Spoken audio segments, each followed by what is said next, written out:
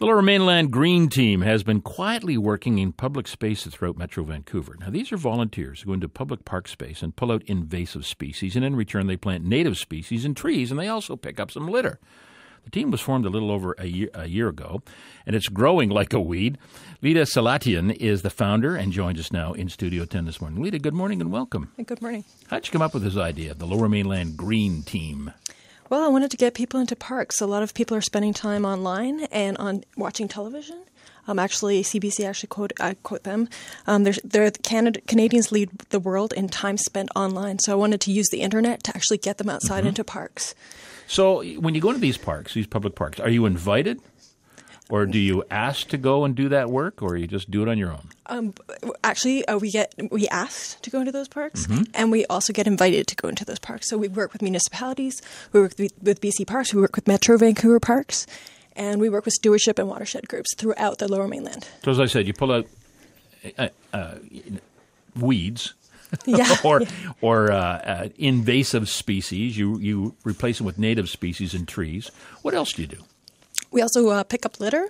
We also go to farms as well, and we nonprofit farms. I want to get people connected to the land where their food comes from. So it's just I want to get people outside, enjoying the parks, connecting with the parks, and also connecting with each other as well. And since you started, how much work have you done? We've had 40 events so far. 40 events? 40 events. I've engaged 600 people. We've removed 30,000 pounds of invasive plants, and we've also planted 1,000 native plants and trees, and we've removed 700 pounds of litter. So this isn't a team as much as it's almost a small army. It is. How many volunteers have you signed up since you started the team? 1,071. Wow. Now, how do the municipalities feel about this? They've been very welcoming. They've treated us super well. They've been very supportive, and they've been very welcoming. Okay, let me ask you this. How do the civic unions feel about the work you're doing? Are you taking work away from them? I don't feel we are. We've been working alongside them, and I don't think there's any issues at all. But do you worry that perhaps as your services become more popular and free, that cities won't need employees to do this kind of work? There's so much work to be done. I'm not worried about that at all. Where do you get the money? I mean, this isn't free, so what are the costs involved in running the team? Well, I've been mostly doing it as a volunteer, but I partnered with the Pacific Parklands Foundation, which has allowed me to raise funds from places like TD Friends of the Environment and the Shine Foundation, the Gosling Foundation, and North Face Explore Fund. So they've given us a small grant, like each of them have given us some money to buy pruners, loppers, plants and trees. Garbage bags. Yeah, refreshments, waste pickers. And so where do you see this going?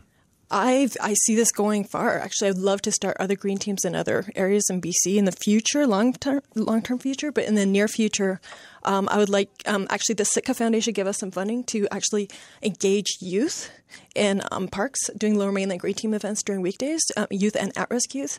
So it's just amazing. So, Lita, though, could you see it expanding to perhaps shorelines as well? Absolutely, yeah, no, definitely.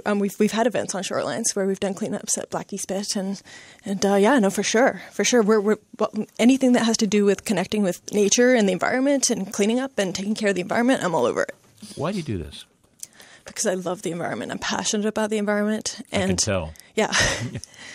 Yeah, no, it's just, it's I've always wanted to encourage people to be environmentally responsible, and I think connecting them to nature is one step in that direction, and also getting people to feel empowered, as a group, to go out there and actually do something positive. You always hear about the negative things that are happening in the environment, and this is just a positive. This is action. This isn't just talking about, things that we could do to help the environment. This is actually doing something about it. Have you always had this passion?